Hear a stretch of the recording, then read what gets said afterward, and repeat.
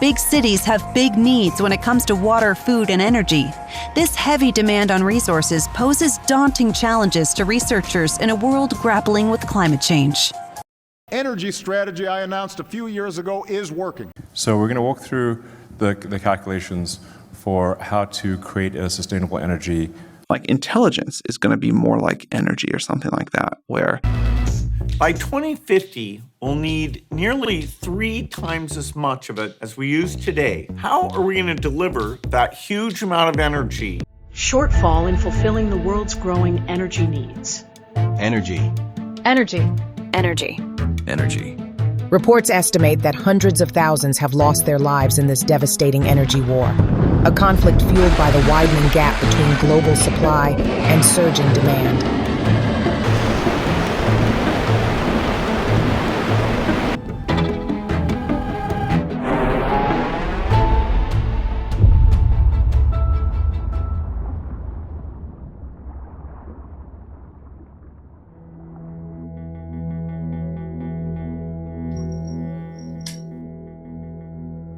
For thousands of years, people and nations have fought majorly for 2 things: power and control. And if you closely look back through history, the root of these conflicts almost always converges on a single fundamental resource, and that is called energy. Before diving into the meanings and fundamentals of energy, I want to share something truly interesting. In fact, I can say it's something amazing. And why I'm saying that? Because it somehow directly connects to everyone's life on this planet. We know that energy is the lifeline of everything in the universe. Every single thing works on one fundamental truth of energy: what it takes and what it gives back. Because we know energy can never be created or destroyed. It can only be converted from one form to another. But the magic is happening in the space between those two. And that space can control and reshape what comes in and what goes out. That is exactly what separates lifeless matter from living beings. Because life carries something extraordinary, something that nothing else in the universe can hold. And what is that extraordinary, amazing thing? It's a memory, a past record. Yet memory alone is not enough. Our life also carries emotions and experience. And they give direction to our choices, our decisions, and ultimately our destiny. We are humans, the smartest, most mysterious energy converters ever known. So what's the role of energy in our everyday life? We eat food to get energy. We also use energy in different forms to finish our task faster and more precise. Fuel runs our cars, making life quicker and more comfortable. Electricity powers our computers, helping us to do things faster, smarter, and more accurate. Energy is everything. It is hidden behind every step we take. Not only do we consume energy through food, we also consume energy in the form of information. We use our senses to consume that energy. And you see, because the light energy captured by your eyes, sent to your mind, decoded, and correlate with your memories. You build through knowledge and experiences. That's how words become meaningful to us. Similarly, you catch sound energy. The eardrum vibrates, sending signals to the brain, which processes them into meanings according to your life's memories and emotions. In fact, every bit of energy we receive from our surroundings, our mind takes it as information, analyzes it, and generates an output. But here's the big question: how does our brain analyze all the information? Almost like a computer does with zeros and ones. Our brain doesn't just process information like computers. It also uses emotion to regulate the information flow. Like how much comes in and how much goes out. And why I'm using those words, how much? Because it refers to energy, the same information with different energy levels. Our emotions also control the speed of information flow. To make it simple, I break energy into 2 parts, a product of information and intensity. Information is the raw data, like the digital zeros and ones, and intensity is the strength behind it. And in our decisions, the strength is tied to emotions. Put them together and you get emotional intensity. And when that emotional intensity combines with information, that's when energy becomes real for us. So for us, energy, whether input or output, is always a product of information and emotional intensity. From this perspective, we can divide the mind into two sections. First, your confidence, your analytical knowledge, like digital language. It is the root of the directional information stored in your brain. Your probabilistic assurance. Second, your gut feeling. That is your raw intuitional strength, your emotional intensity. Let's talk about the role of energy in our decision making. Take a look at this bar. This bar represents the way we make decisions in the external world. Every choice we make in life falls somewhere along this bar. On one extreme end, you have disagree with full 100%. On the other extreme, you have agree with 100%. And right in the middle sits don't know, which in reality means 50-50 chance. 50% agree, 50% disagree. For example, if you are standing in front of a button, you can only push it for yes or for no. There is no other option available. You must come to a final decision. As we were talking about analyzing energy in two formats, information and emotional intensity, guided by our confidence and gut feelings. Here's how it works. Our mind takes in information and produces the most probabilistic output. It could be 40% assurance, maybe 60% or any number between 0 and 1. Now, if your assurance is high enough, you don't hesitate, you decide instantly and push the button. But probability alone isn't the whole story. Your intuition, your emotional intensity adds strength to that decision. Together, probability and emotional intensity shape and solidify every choice you make. There are two ways your mind generates output, through speech and through actions. For example, if someone asks you about the likelihood of a result, you respond with a probability based on your best knowledge. The more knowledge or information you have, the closer you move towards certainty, agreement or disagreement. The less knowledge you hold, the more you drift toward confusion or simply don't know. In every case, our mind is trying to predict the future with the best of the knowledge you stored as memory. Now, when you are not fully sure and still need to make a decision, you lean on your intuition, your emotional intensity, to give strength to that choice. But here's the catch. The strength doesn't always line up with the reality around us. Because intuition is personal and it totally depends that how balanced your emotions are. If your emotions are unstable, your intensity becomes unstable too, and decisions made in that state are far less likely to positively correlate with the external truth. So the question remains, what really is the truth? We will come to that point soon, but before we reach there, let's pause and look at how time connects with our decisions. Our decisions also vary with time. There are choices we must make immediately, right here in the present, and there are choices that belongs to the future. Take this example. Imagine you are very hungry and want to hunt an animal for food. You may encounter three types of animal: larger and stronger, mid-sized, not too strong but still not weaker, and last, small and weaker.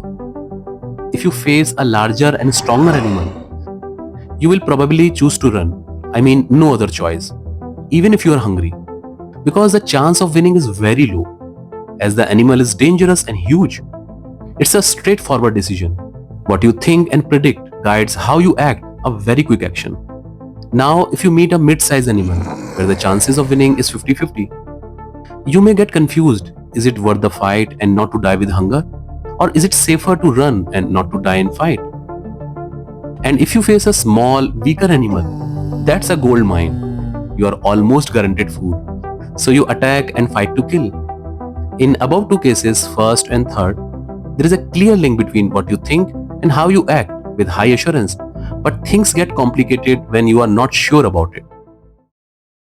When you think about the future, your mind starts building a long ladder of pros and cons. And if our emotions are not balanced, that ladder can quickly turn into stress. Why? Because instead of acting in the real world, where feedback guides you, you get stuck in the imagination. We picture an output, take it back as input, and then analyze it again in our thoughts, making the loop more intense. The more you overthink, the higher the chance of stress. That's what I call a reaction cycle, not an action cycle. You rush your adrenaline because of fear of the future. But here is the problem.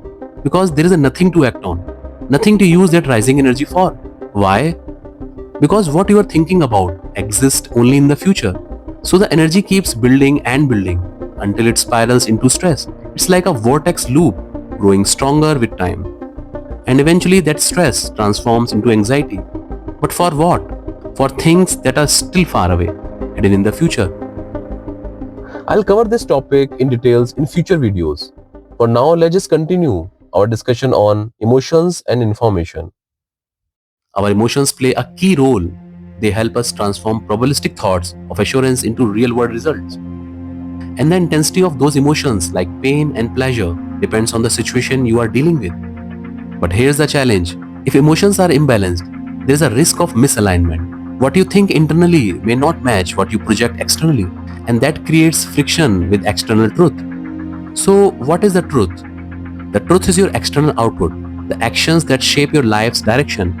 And that direction depends on how closely your actions align with the universal truth. That relies on facts, tested data, cross-checked experiments, and definitely not just someone's personal opinion. And what does truth really mean if you break it down to the smallest brick of reality and view through the lens of quantum world? Okay, let's take an example of famous Erwin Schrödinger's thought experiment. I'm sure most of the science enthusiasts may already know how it works. It says that if we take 5 things, a big box, a tiny amount of radioactive substance, so small that there is a 50% chance of one atom will decay within an hour and 50% chance it won't. A Geiger or radioactive counter to detect that decay. A flask of poison gas that will break if the Geiger counter clicks. And of course, a poor cat who is ready to sacrifice for this experiment. When the decay happens, Geiger counter catches it and break the flask of poisonous gas and the cat will die. Now we set everything up and check the fate of the cat after an hour. When we open a lid, there is a 50% chance the cat is alive and a 50% chance it's dead. In quantum terms, that means the cat is in both states at once, dead or alive. And that phenomenon we call quantum superposition. And this is not just limited to a cat. In the quantum world, it is happening everywhere. Like electrons, you and massive galaxies. Everything exists in superposition. If you are aware of the double-slit experiment, in this experiment, an electron behaves like a wave unless it is detected by an external observer. When we try to observe its path, it collapses into the classical physical world and starts behaving like a particle. Similarly, on a massive scale, decoherence plays its role in suppressing quantum behavior due to interaction with the surrounding. And what is the quantum decoherence means? It is a process through which a quantum system loses its quantumness and begins to behave like a normal everyday classical object. Imagine a spinning coin on a table. While it's in motion, things are blurry and the chances are always 50-50. As it starts losing energy by interacting with its surrounding, like surface friction and air, it eventually settles into a classical outcome, either heads or tails. We can say that the probability of assurance ranges from micro world to the macro world. In this plot, you can see that when the probability of assurance is 0, the probability of outcome is 50-50. Because no assurance means you don't know what would happen. And that is a state of quantum superposition. As the size of the matter increases, the probability of truth also increases, whether towards the favorable side or the unfavorable side. In any condition, both are truth. Knowledge is tightly packed into the micro world, and it is the key that unlocks the truth of macro world. Let's explain this with an interesting life scenario. Imagine 2 people, John and Jack. John observes the macro world and absorbing the information into his mind. His mind captures the information and starts with the I don't know and processes further to clear out the picture through stored memory, the directional information he already carries, which reflects how deeply he knows things in the internal micro world and calculates the probabilistic assurance. Suppose John's mind calculates and gets 80% level of assurance. On the other side, Jack faces the same world, but unlike John, he sees the world differently. Jack doesn't have much stored directional information to build a proper correlation and connecting dots, or maybe whatever he has, mostly misaligned information. His mind produces a weaker probabilistic answer, and when it comes to making an output, he relies more on emotional intensity. John has higher assurance because he carries deeper information, so he doesn't need to rely much on emotional intensity. Jack, on the other hand, uses high emotional intensity to fill the gap and try to balance the output energy that Johns generate through knowledge, either by emotionally exaggeration with limited information he has or by becoming loud. I call this conversational energy balance. People push hard by any hook or crook just to balance their existence in the world they live in. Whenever two things interact in this 3D space, they always build a beautiful picture of correlation. And that correlation gives birth to probability. This profound idea of correlation was pictured by one of the great mathematicians, Thomas Bayes, and now we call it Bayes' theorem. If we push the cat experiment further and create more scenarios, suppose we put a camera in the room and 100 people watch together. As the lid opens, the truth is revealed instantly. Everyone sees the same result, alive or dead. But if we place 100 boxes in 100 different rooms and ask 100 people to open them at the same time, what happens then? Each observer could see a different outcome. Few of them see alive and rest sees the dead body. So what is the truth? It's simply the probability of total outcome. It can be 50-50 or anything more. It may be 60-40 also. Now imagine if we repeat this experiment 100 times and make sure no observer ever gets the same room. Trust me, no one wants this experiment because that would mean a lot of cats have to sacrifice. But massive amount of data gives the clearer picture. When we plot the curve with this huge data, it reveals the pattern of truth. The higher the number of occurrences, the more they are drawn towards the mean. In this case, the mean is 50 and it forms the familiar shape of the normal distribution. It looks like everything in the nature have desired to fall back into balance, to relax from its excited state. And that in essence is how energy flows in vast universe. We don't know what will happen until it actually happens in front of you. You can only predict the future, and we all know the prediction required the true memory, the true data. The strength of our thinking lies how we have built our live data in micro world with truth or falsehood. The truth is always tied to true actions, and those actions become new data in real world.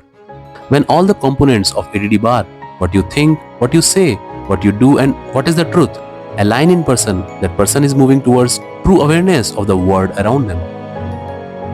Yet many people avoid truth. Why? Because their lives are tightly bound to the beliefs of virtual thoughts, not to the reality and actionable truth. When we talk about science, it is a pursuit of truth, where ideas are broken down, experimented, tested, analyzed, and checked for authenticity on a universal scale. But here's another picture of the science. It also gives you the liberty to think without limits, to imagine the uncommon, dreams beyond the horizon, and build something no one has imagined yet. Of course, imagination alone isn't enough. It should be tested. And if your idea is true, congratulations, you can become a scientist. This channel is all about life and universe and how everything is connected, like a mesh network where each point links to every other. To understand life, we need at least a basic sense of both the small and the large, the micro or quantum world, and the macro world, the things around us and above us, because everything comes from the universe. At the end of this video, I have one very interesting question for you, and I want you to answer by using that ADD bar. For now, let's just move forward to uncover the core formats of energy and how they work in universe. We begin our discussion with the major reasons behind wars across the world, and eventually all of it traces back to one root that originates from energy. Think about it, whether it's a fighting for land to grow food and houses, hunting for precious elements like gold, silver, diamond, and many other, or the underground fuel like oil, coal, and rare earth heavy metals. All of this centers on three sections: gaining energy for consumption, controlling the flow of energy, and protecting information to pass on to the next generation. The third point, protecting information, is all about DNA, leading to the intense struggle to pass healthy information through power. And that information itself is born of energy.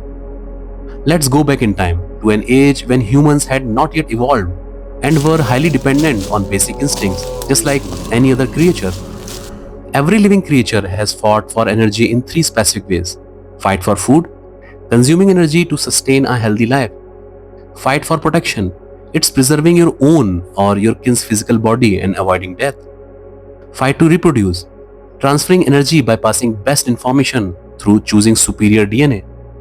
If we translate and simplify the cause of those fights into energy, it ends up with three core reasons. We gain or receive energy to keep the heart beating. We invest in learning for better survival opportunities. We transfer what we have learned to the next generation. These three basic steps apply to all life on Earth. But humans, we are different. We consume far more energy than we actually need for survival. Do you know why? Because we hold something unique. And that uniqueness made us modern human. And that special entity is time. Our sense of time drives speed, and speed demands tools to gain more efficiency and power, and that in turn demand even more energy. We burn through an incredible amount of energy every single day. In fact, humanity as a whole used about 172 petawatt hours in 2025 alone. To put that into perspective, if we poured all that 172 petawatt hours of energy into a Tesla car, which typically runs at about 150 watt hours per kilometer, it could circle the Earth nearly 28.7 billion times. That is same as making 1.49 billion round trips between Earth and Moon. But compared to the galactic scale, it is far less. With that energy, you can barely travel a noticeable stretch of our Milky Way, about 122 light years. To cross the entire galaxy, you would need roughly 800 years of Earth's yearly energy. And if we compare the daily energy consumption per person with someone from 5000 years ago, the difference is staggering. A modern urban person from New York uses around 400 kilowatt hours a day. That's about 80 times more than what an ancient human to live. It makes me wonder, why are things in the universe moving this way? Why is our energy demand climbing so rapidly? And what does that mean for the future we are heading into? To figure this out, we need to go back in history to understand how energy evolved in our life.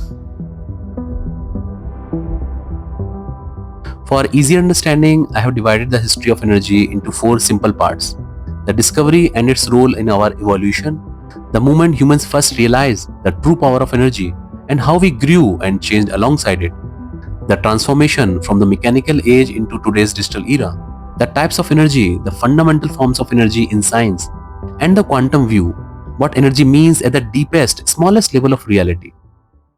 Around 700,000 years back, our ancestors feared fire, and no one can stand against this demonic destructive power. But one brave person who chose not to flee but to face the fear. He reached out, picked up burning wood, and suddenly held the planet's raw power in his hand. Slowly others followed, one by one. They overcame their fear and came closer to this strange force. That moment changed the history forever. They didn't just learn how to survive from fire, they also learned how to control it. By striking stones together or rubbing dry wood, they discovered how to spark flames themselves. Fire became a big turning point. It lit the path of our ancestors to smart living. From that discovery, the journey of Homo sapiens toward becoming modern humans truly began. The discovery of fire ignited the engine of human intelligence, driving the true growth of prefrontal cortex. Here are some key benefits they gained after that discovery. Warmth protected humans from cold nights and harsh climates. Cooking made food safer, tastier, and easier to digest. Protection kept away wild animals and gave a sense of safety. Light extended the day, allowing work, gatherings, and storytelling after dark. And other factors like community, tool making, and migration. And of course, big benefit of time that saves a lot of muscle energy, allowing humans to do other things instead of wandering around like scavengers.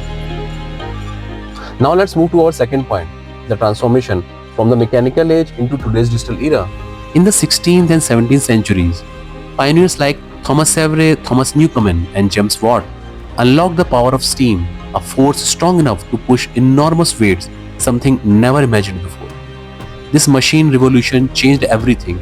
People could save their physical energy and instead invest more of their mental power to think, design, and build ideas that truly advance humanity. We begin consuming multiple sources of energy, coal, oil, and electricity, using them more controlled and structured ways. so that they could generate value more efficiently for the future. We begin to see more clearly how the macro world truly works.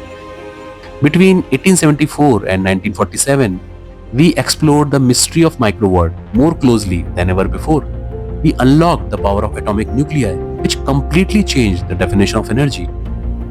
And alongside the fascinating quantum discoveries, we also stepped into the digital revolution. A breakthrough came with the discovery of key electrical components, the diode and the transistor. From vacuum tubes to semiconductors, these devices allowed electric current to flow under precise conditions. And by modulating those conditions, we gave birth to binary language of data, the foundation of the binary world we live in today. For the first time in history, we could store and analyze digital information at a very huge scale and generate outputs which were not just faster but more accurate and highly useful. The era of advanced computers began. Energy was no longer just about running machines. It was converted into micro-level information, breaking reality down into tiny details that helped us understand the world with far greater efficiency. Look closely, you will see a pattern.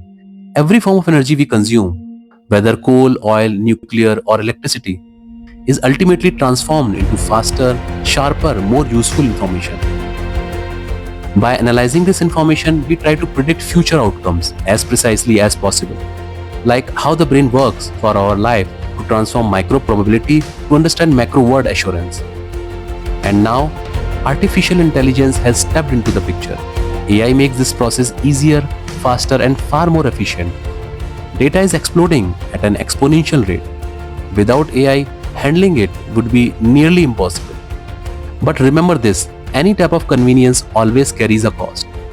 And the cost we will uncover later in another video. When we dive into the correlation between future of AI and humanity, let's move to another point, the different types of energies we interact in our surroundings. As we were talking about the two worlds, the macro classical world and the micro quantum world, we can divide the types of energy into these two categories because it plays a massively different role between them. But here's the ultimate cosmic wonder. The macro world we see is really just a projection of probability. Zoom in and all that smooth, predictable classical energy vanishes. It dissolves into the restless swarm of quantum particles, vibrating, spinning, living in uncertainty. And when an observer like you, me, and anything around us try to detect it, the swarm collapses. It averages out, appearing as the solid, shiny reality of macro universe. But underneath this universe is constantly flipping a coin, spinning up or down, and the side we see is a final, factual truth. Let's take an example of a small, stationary stainless steel cannonball. Now technically, nothing is truly stationary in this universe. Everything is relative. So this ball is stationary with respect to me. But in reality, it is racing through outer space at incredible speed. The ball has a diameter of 10 centimeters and it weighs about 4.2 kilograms or 9.3 pounds at room temperature. And with this ball, we can explore how different types of energy come into play. Assume this solid heavy steel ball is moving at the speed of sound. How much kinetic energy does it hold? After calculation, it comes to around 246 kilojoules. That much energy can destroy your car and break a thick wall like a castle of cards. But what if you had that much of energy? Would you become a powerful destroyer?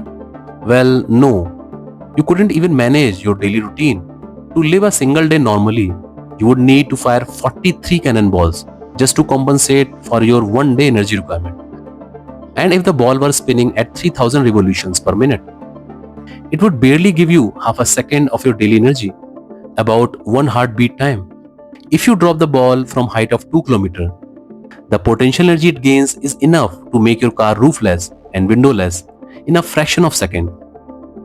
But even that is still not enough to cover half a kilometer by walking on foot. Now, if you heat that ball up to 1000 degrees centigrade to make it glowing hot, it can give you enough energy to run about 7 kilometers. It's also powerful enough to match 3 heavy-duty household space heaters running at maximum capacity simultaneously, though of course that power goes down with time. But everything we have talked about so far, shooting the ball, dropping it or even heating it until it glows at blistering 1000 degrees Celsius, only plays with the energy on the outside of the atom. What happens if we unlock the ultimate physics cheat code and tap into the rest mass energy? Well, if you completely converted the actual matter of this 4.2 kilogram steel ball into pure, unadulterated energy, it would release a staggering 377 quadrillion joules. That's not just enough to run down the street or climb a mountain. It's the equivalent of nearly 6,000 Hiroshima atomic bombs. It's enough fuel to power a human runner for 1.28 trillion kilometers, far enough to cross our solar system multiple times. And yes, it's enough to eradicate many life on the planet. In almost all physical systems, energy is transferred between entities either through the collective vibrations of atomic lattices, phonons, or through propagating electromagnetic fields, photons. Both mechanisms are governed by two fundamental properties. Frequency determines the energy of each quantum, while amplitude, which is nothing but the number of quanta in quantum terms, determines the intensity, representing the total energy being transferred. In 1900, Max Planck opened the quantum door when he proposed that energy comes in packets, E is equals to n cross hf. It means each quantum carries h into f energy. Higher frequency gives more energy per particle. Let's take an example. If we want the same total energy from different frequencies, then n, the number of quanta, depends on frequency. For visible light, the ratio of red to violet photons is about 7:4. That means you need roughly 1.75 times more red quanta to equal the energy of one violet quantum. Here n is the number of quanta which represents intensity. And I believe frequency represents information, while intensity represents impact. Just like we talked about in our earlier John and Jack example of conversational energy balance. Energy uses energy, either for multiplying or for changing into another forms. Life itself works as a best converter, turning simple energy into different and more complex forms and creating patterns, and then releasing it again as another form of energy or life, like transferring the DNA into next generation. We consume energy from food and observe through senses and use it to create variety, new and distinct forms of information, and share it with others through sound, words, visuals, and many other ways, or even through DNA, passing as updated information to future. But the basics and fundamentals are always the same. At the core, energy can be broken down into components. Energy, which is equals to intensity and information. This is how a wave vibrates and propagates through three-dimensional space, carrying both energy and information to build the future. Energy is everything in the world. Those who own it grow bigger, and those who use it wisely to generate new and useful information grow even greater. Before you go, I would love your help to finding the answer of my question. Will you be agree, disagree, or don't know? I'm curious to hear how you see it. Thank you for watching, and I'll see you in the next chapter.